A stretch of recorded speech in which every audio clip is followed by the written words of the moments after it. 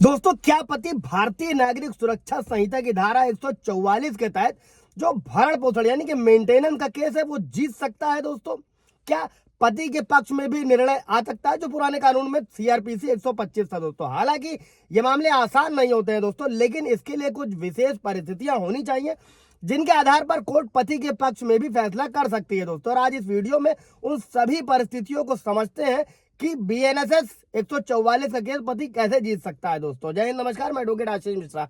Like कर दीजिएगा, share कर दीजिएगा, सब्सक्राइब कर दीजिएगा ताकि इन्फॉर्मेशन और लोगों को मिल सके। दोस्तों जो सबसे पहला और इसके रिलेटेड हाई कोर्ट के और सुप्रीम कोर्ट के भी जजमेंट्स हैं, अगर आप लोगों को चाहिए होगा तो कमेंट कीजिएगा, फिर आप अपॉइंटमेंट भी ले सकते हैं, अदरवाइज आप व्हाट्सएप करेंगे, आपको वहां जजमेंट मिल जाएगा। दोस्तों, पहला रीजन दोस्तों, अगर किसी व्यक्ति की पत्नी बिना किसी कारण अपने पति से अलग रहती है, जैसे कि फॉर एग्जांपल पति द्वारा कोई क्रूरता, घरेलू हिंसा या गलत आचरण ना किया गया हो, तो अदालत पति के पक्ष में फैसला कर सकती है। अगर ये सब ना करने के बावजूद पत्नी पति से अलग रहती है, अगर पत्नी के पास अपनी कोई नौकरी है जिससे वो अपने खुद के खर्च उठा सकती है दोस्तों, तो भी कोर्ट जो है भरण पोषण पति को देने से छूट दे सकती है। अगर पति कोर्ट के सामने ये साबित कर देता है कि वो आर्थिक रूप से सक्षम नहीं है, पत्नी का भरण पोषण करने के काबिल नहीं है, जैसे फॉर एग्जांपल बेरोजगारी है या फिर कोई शारीरिक विकलांगता है दोस्तों, डिसेबिलिटी है, ऐसे में भी मेंटेनेंस के दावे को खारिज किया जा सकता है। दोस्तों, और एक चीज और समझिएगा, जब कोर्ट में पत्नियां अपनी इनकम छुपाती हैं, अपनी आय छुपाती हैं, तो आप बीएनएसएस के 94 के तहत कोर्ट में एप्लीकेशन लगा सकते हैं। इसमें कोर्ट ही आदेश करता है, फिर पत्नी को सारे सबूत इनकम के दिखाने पड़ते हैं। ब्रीफ वीडियो आप जाकर देख सकते हैं। इसके बाद दोस्तों, अगर पत्नी एडल्ट्री में किसी और के साथ संबंध है, ऐसे में भी मेंटेनेंस खारिज किया जा सकता है, लेकिन साबित करने की जिम्मेदारी दोस्तों ये पति की ही होती है। कैसे करना है, क्या करना है, उसके लिए आप व्हाट्सएप कीजिएगा, वहां बताया जाएगा। दोस्तों, अभी दोस्तों जो पति का बेरोजगार होना है वो भरण पोषण के दावे को खारिज करवा सकता है, बशर्ते कि इस पे भी हाईकोर्ट के अगेंस्ट एक जजमेंट था जिसमें दिया गया था कि पति को न्यूनतम कमा कर देना पड़ेगा, लेकिन वो एक अलग पहलू है।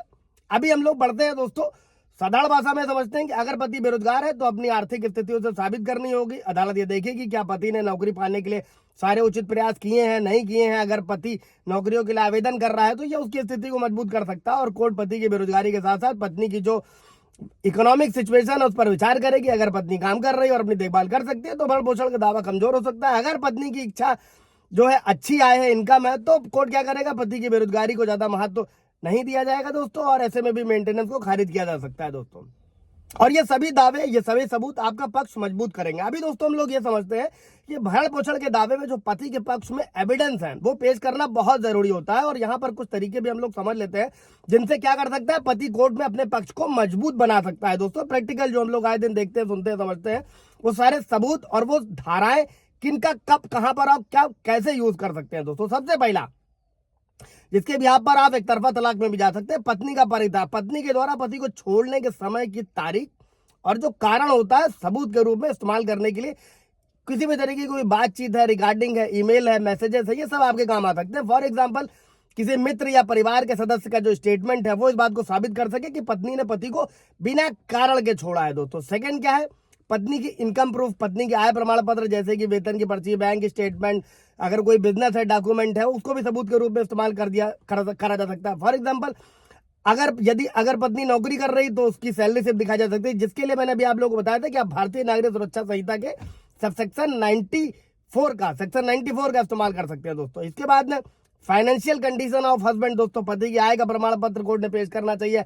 आईटीआर, बेरोजगारी के सबूत, दोस्तों अगर कोई मेडिकल रिपोर्ट है, अगर पति बेरोजगार है तो ये सभी चीजें आपके काम आ सकती हैं। दोस्तों, इसके बाद में जो सबसे ज्यादा होता है एविडेंसेस ऑफ वाइफ मिसबिहेवियर। दोस्तों, अगर पत्नी का किसी के साथ अवैध संबंध है, पति के साथ बुरा बर्ताव कर रही है, तो इससे जुड़े सभी सबूत, वीडियो है, तस्वीरें हैं, गवाहों के बयान, अब तो व्हाट्सएप भी जो फेसबुक से है, इंस्टाग्राम से, आप वहां से भी इमेजेस को, फोटोज को जो है कोर्ट में यूज कर सकते, ऊपर ब्रीफ वीडियो आप जाकर देख सकते हैं। दोस्तों, ये सभी चीजें जो है वो पति की तरफ से अपने मामले को मजबूत करने के लिए पेश किया जा सकता है। फॉर एग्जाम्पल इसमें भी अगर कोई मित्र है, परिवार का सदस्य है जो साबित कर दे कि पत्नी पति के साथ गलत व्यवहार करती है, और इसी के साथ में दोस्तों मेंटेनेंस ऑफ चिल्ड्रन, बच्चे की देखभाल की जिम्मेदारी और उसकी आवश्यकता को साबित करने के लिए भी किया जा सकता है कि बच्चे के स्कूल के दस्तावेज, मेडिकल रिकॉर्ड और कई सारी चीजें दोस्तों, और गवाहों का बयान।